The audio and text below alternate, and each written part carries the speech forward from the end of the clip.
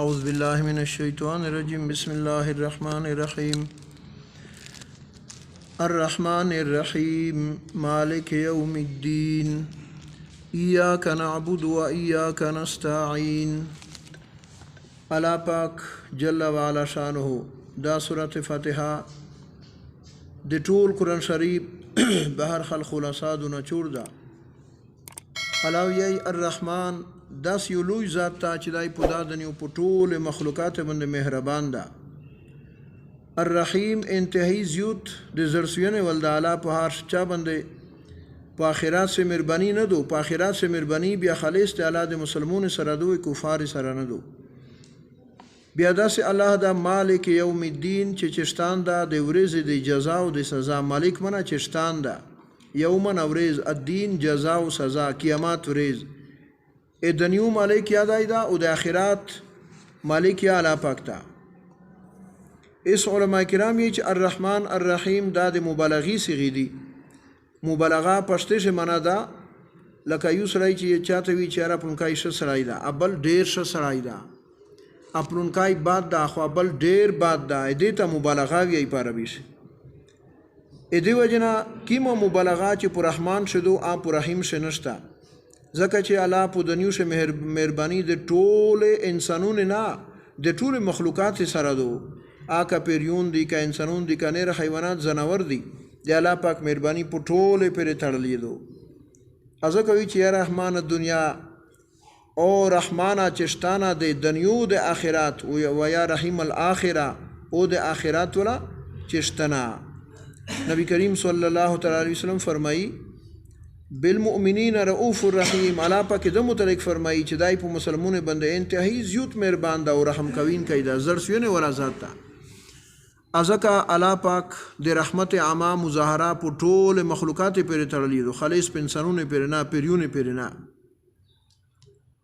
بهر حال د پیریونه پر خبره پر شمیش پاک کبیر شه.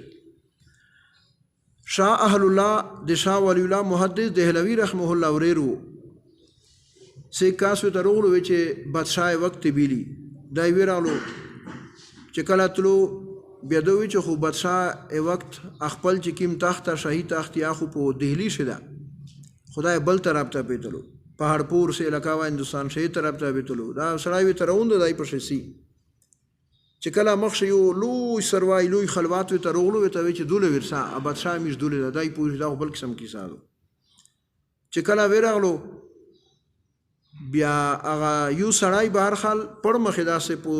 سټی کوناټ زویړاندو ارلارې دو د چې وخت وی چې عجیبه خبره ده عجیباته مشاهدو ان ورسته بهر حال پیریونه وی تاول پیریون وی چې دغه سړی امیر دا مردا عین ادم مړ کړای دا دې وجنامیش بدنه کې ساسو خلی بدال بزنه خلی بیا دای چې کیم قاضیو ډیر مشر وو نبی کریم صلی الله تعالی علیه وسلم ازمونه وخت سړایو او پیرای قاضیو بیا دوی ته چې مو نبی کریم صلی الله تعالی علیه وسلم نو ورېدلی دي من بدل شکرن کیم جن پیری چې خپل شکل بدل کړلو چا مړ کړو فلا قصاص علیه پیغه قاتل باندې پامراوین کې باندې قصاص نشتا. بیا وی ته شاه اهل الله د شاه ولی الله محدث دهلوی رحمه الله وریر وی چې سیدو جی بالکل مو چې دای مړ کړای دا امانګوره په شکل شو. بیا ځکه بهر حال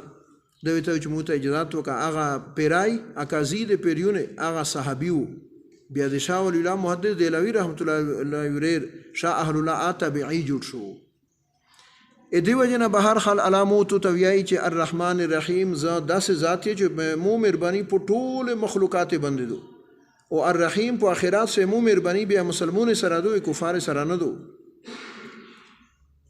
دا د زرسوین صفت په بهر حال الله په قیامت سے مسلمانونو نه لره کو او الله به په کافر باندې زروی جنا چې په جهنم شې دی سیره کو غریش کو نورې کو چاله لش کې د جهنم نه وبسینا دایته مې لویا مکاور کړی و. بهر حال په دنیو شې دی ته ډیر از یو ته مهلت خدای ور کړایو ازک الله پاک وی چې الرحمن الرحیم یا خو دغه سره سره مالک یوم الدین دای مالک ته چشتان د ورځې د جزا او د سزا. بهر حال دین کما تدینو تو دانو لکه سچ چا سره کې هغه به تو سره شي ادی وجنه یوم الدین ای بدلی ورځ. بهر حال دلته میشتو سمره خیر چې کړی دا سمره شر چې میشتو د وجود نه وتلی دا ټول خیر او شر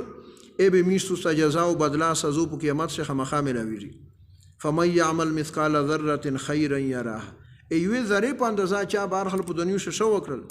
آبادت معلومیږي ومن یعمل مثقال ذره شرا یره ای اندازه د ذره غوند چا شر وکړل بعد یې وکړل ګناه وکړو ایغه جزا بدلا به د ته خامخا ملاویږي بیا دی وجنه الله پاک مالک یوم الدین ذات تا به هر حال بل دی شرع پاک وی الملک یوم اذن الحق للرحمن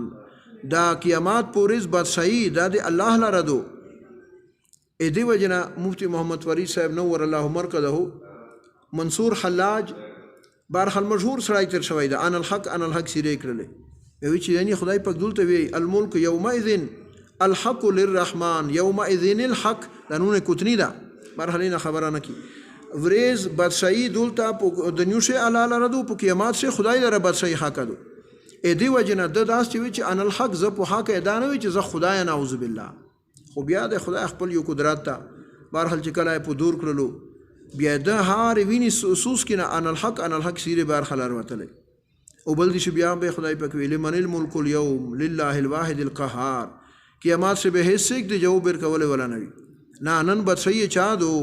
به وسې کی جواب ورکول نه وی الا به ته چې لله الواحد القهار اغه ذات لرو چې واحد د قهار ډیر غالب ذات تا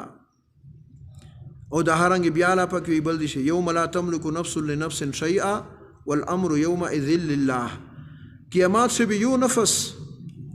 کافر ابل یا یو نفس مومن ابل کافر د پر بالکل د هیڅ شي مالک نه وي سپورش پنه شي تکړای والامر يومئذ لله قیامت پر رضواک وکیلات واک اختیار به هر شی دی الله وی